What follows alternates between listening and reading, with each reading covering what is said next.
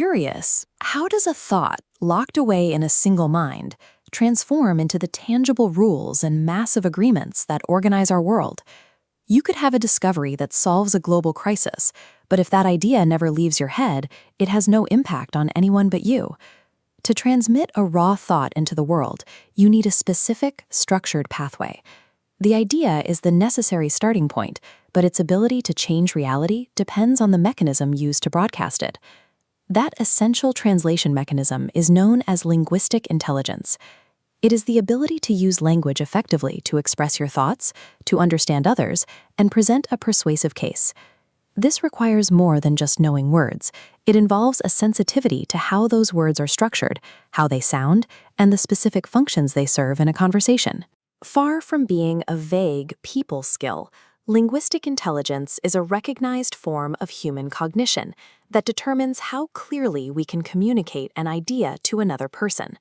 In 1983, researcher Howard Gardner challenged the standard view of the human mind with his theory of multiple intelligences. Before this, language ability was often seen as just one small part of a single general IQ score.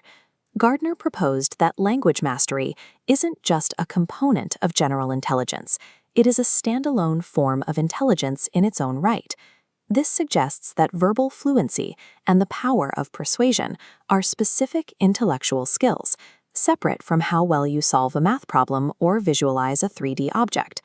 We can see this in action by looking at the habits of a student named Chinedu. Chinedu doesn't just read. He quickly absorbs new vocabulary and extracts information from dense texts with high accuracy. He applies this when he writes essays, organizing his arguments logically, and when he helps his classmates refine the structure of their own reports and presentations.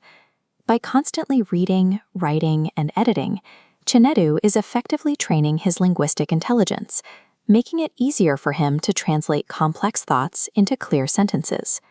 Those skills are put to the test in high-pressure settings, like a school debate competition.